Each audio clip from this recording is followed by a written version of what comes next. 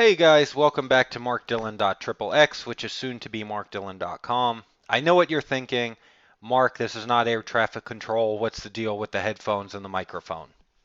I'll tell you that in just a minute. First, I love getting little presents in the mail, even when I send them to myself. And I got my new Slick Muscle Lube, the 100% silicone, just came in today. It ships from San Francisco. I happen to be here in New York, so I ordered it for myself, and I can't wait to have some fun trying it out.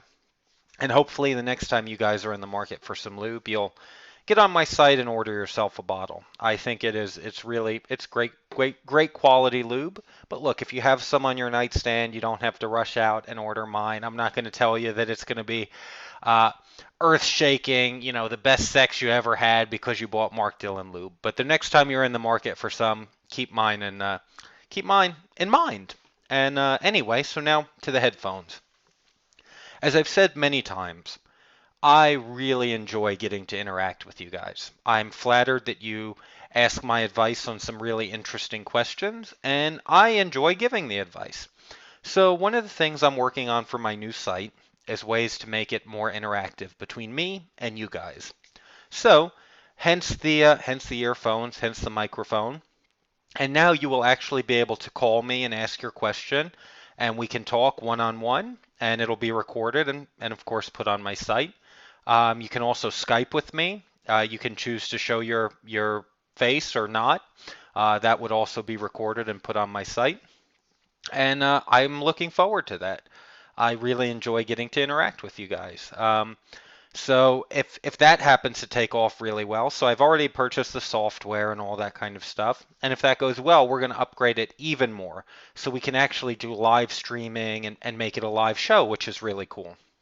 Anywho, we have a question from Mike tonight. He says, "Hello, Mark. I'm hoping you can give me some advice on my situation. My boyfriend cheated on me a couple years back. He never told me, but I found out by reading some of his text. To make a long story short, I forgave him and we stayed together. However, I get very suspicious every time he is out late, and often I don't want him to touch me in a sexual way. He always says I'm still punishing him for something I forgave him for. I feel very guilty about this. Do you think I'm wrong? How can I move past this? Thank you, Mike." All right, Mike, I certainly see your point without question. That is such a serious violation of trust. It's something some people never get over. And I also see your boyfriend's point of view because when you forgive somebody, you're basically starting anew. You're giving them a clean slate. And you can't forgive someone and keep them chained to the sins of the past. Now, what I want you to stop and think about is I think there's two definitions of forgiveness. One is what you're trying to do, where you forgive the person and you forgive the act. The second definition of forgiveness, in my opinion, is that you can say, look, I understand the situation can never be any different than what it is. It happened. I'm letting it go. I'm not angry about it. I'm not angry with you. I'm not holding any bitterness. I'm not holding any resentment. I wish the best for you. But because of this action, well, I can let go of the bitterness and the resentment. I just don't think we can stay together. So I wish you success and happiness and all that good stuff, but I have to move on.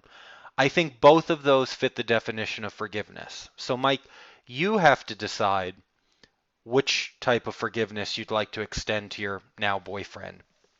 Now, just to go a little bit deeper into this, I think cheating very often is not a one time thing.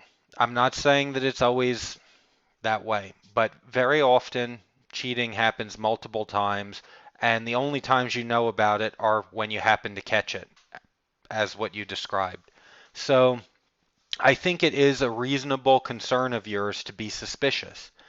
And I also think that when you commit such a serious violation of trust, you certainly have to spend years and years building that back up. A couple years is not enough.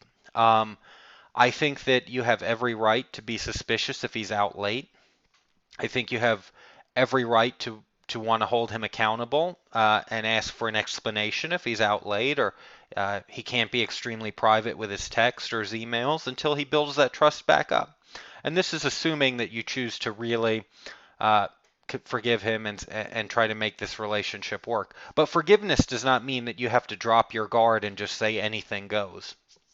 Um, Now, I think if you want to move on, I think you're certainly well within your rights, even at this point after you tried to make it work.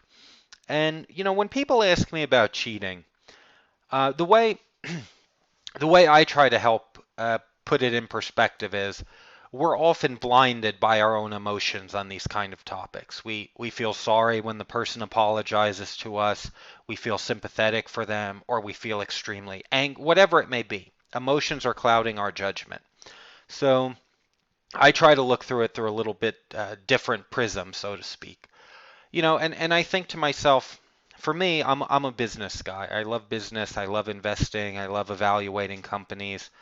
And the way I would try to look at it is I would ask myself, self, um, here you have a CEO of this big company, and he's out there moonlighting for another company.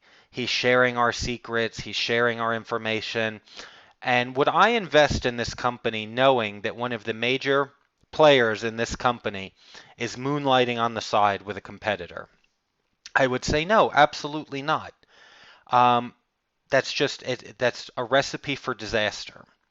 Now, when you start to throw emotions in the mix, we try to rationalize all these different possible outcomes and reasons, but at the end of the day, it's a recipe for disaster. And I can tell you, the capital you're investing is your emotional well-being, your time, and those are far more precious than any amount of money you could invest in a company.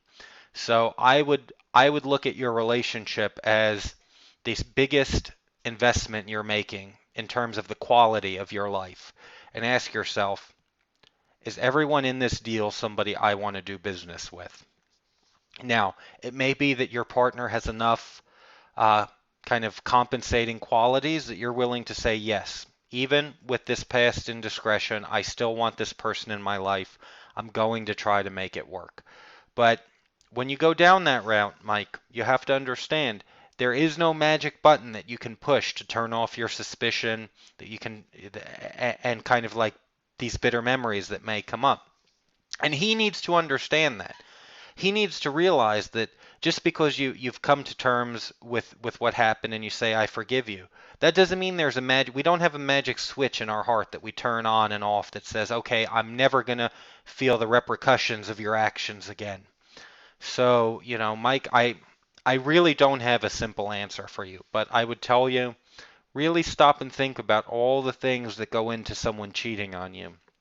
The lies, the deception, how good they were at keeping it from you, and then all of a sudden you find out. Now, do you really think that the odds are such that the one time you find out happens to be the only time they've ever cheated on you? It may be the case, but stop and think about it. So, guys, I hope you find this helpful.